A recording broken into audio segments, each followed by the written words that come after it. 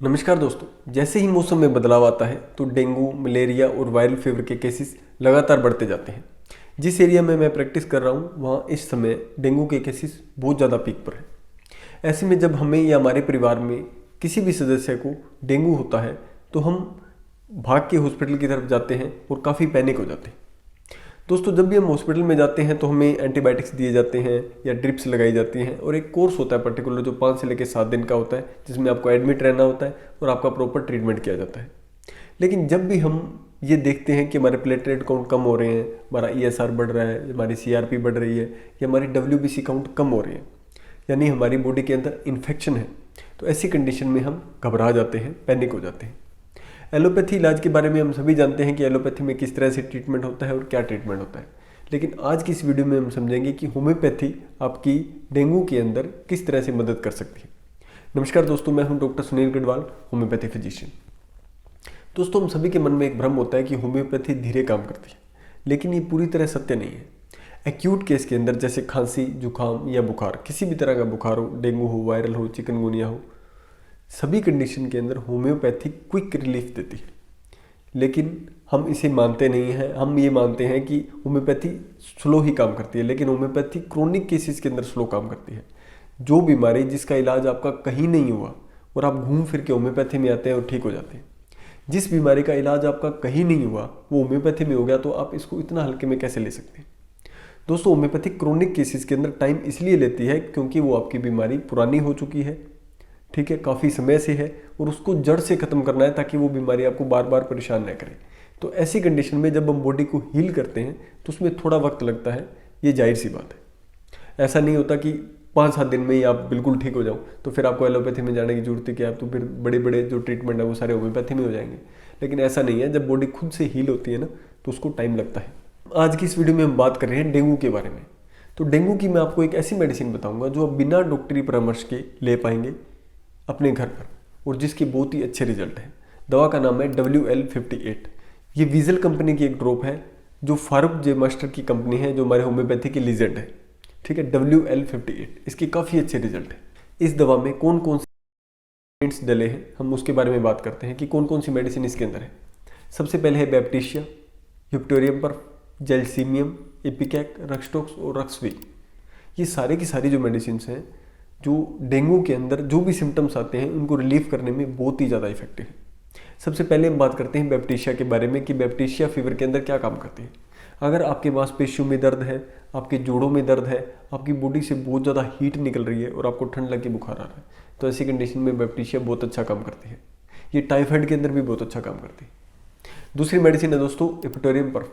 अगर आपकी बॉडी में बहुत सीवियर पेन है, आपकी हाथों और पैरों में बहुत ज़्यादा दर्द है, सुस्ती महसूस हो रही है आपको, तो इपिटोरियम पर्फ बहुत इफेक्टिव मेडिसिन है और स्पेशली डेंगू के लिए इस दवा का बहुत ज़्यादा यूज़ किया जाता है और ये बहुत ही अच्छे रिजल्ट देती है।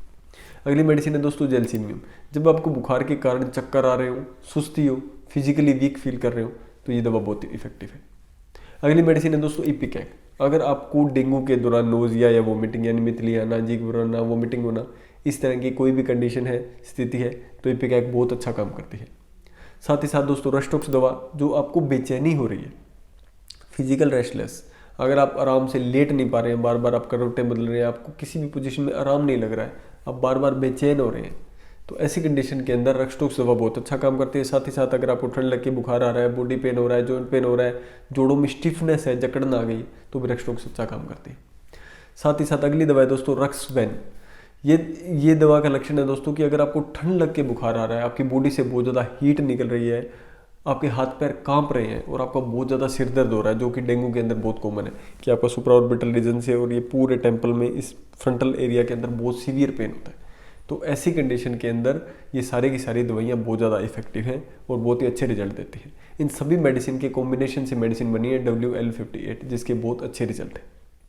दोस्तों, अगर आप होम्योपैथी पे विश्वास करेंगे और होम्योपैथी ट्रीटमेंट लेंगे तो आपको एंटीबायोटिक्स, पेन किलर, पैरासीटामोल या जो भी स्टेरॉइड्स हैं आपको नहीं लेने पड़ेंगे डेंगू के अंदर। मैक्स टू मैक्स अगर आपको फीवर आ रहा है तो आपको सिर्फ और सिर्फ, अगर हाई ग्रेड है तो आप पैरासीटामोल से काम चला सकते हैं, और उसी के साथ अगर आप WL58 लेंगे तो आप 3 से लेकर 4 दिन में बिल्कुल रिकवर हो जाएंगे और आप देखेंगे कि बहुत क्विक रिलीफ आपको मिलेगा। बस आपको करना क्या है कि उसके साथ आपको ज़्यादा मात्रा में पानी लेना है, कोकोनट वाटर लेना है हर 2 घंटे बाद। साथ ही साथ आप जूस ले सकते हैं, मौसमी का जूस जिसमें विटामिन सी हो, एंटीऑक्सीडेंट हो, ठीक है, जो हमारी इम्यूनिटी को बढ़ाए। जो आपने कोविड के अंदर भी देखा होगा कि विटामिन सी आपकी इम्यूनिटी को बढ़ाता है। तो जो सिट्रिक फ्रूट्स है उनसे बना जो भी जूस है, अगर वो आप लेंगे तो आपको बहुत इफेक्टिव इसमें देखने को मिलेगा रिजल्ट। साथ ही साथ आपको खाना बिल्कुल हल्का लेना है, खिचड़ी दलिया, कोई भी हैवी फूड आपको नहीं लेना है जब तक आप प्रॉपर रिकवर नहीं हो जाते, ठीक है।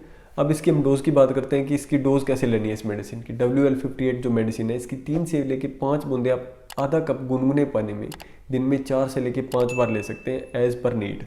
अगर आपको ज़्यादा दिक्कत है तो आप ज़्यादा बार रिपीट कर सकते हैं, ठीक है। आपको खाना खाने से ये दवा पहले लेनी है और आप देखेंगे कि बहुत ही इफेक्टिव रिजल्ट आपको मिलेंगे और आपको कोई भी एंटीबायोटिक्स, पेन किलर या स्टेरॉइड की जरूरत नहीं पड़ेगी डेंगू को ठीक करने के लिए। तो ये बहुत ही इफेक्टिव दवा है दोस्तों। आप होम्योपैथी पे ट्रस्ट करेंगे तो आपको क्या बेनिफिट होगा, देखो एक तो आपको इंजेक्शन ड्रिप्स नहीं लगवाने पड़ेंगे, पेनलेस ट्रीटमेंट होम्योपैथी में, पेनफुल नहीं है। दूसरा, ये बहुत ज़्यादा कॉस्टली नहीं है, क्योंकि अगर आप हॉस्पिटल में एडमिट रहेंगे 7 से 8 दिन के लिए तो 15 से लेकर 20 हज़ार का आपका बिल बनेगा। लेकिन होम्योपैथी में यही दिक्कत आपके 500 रुपये में ठीक हो जाएगी।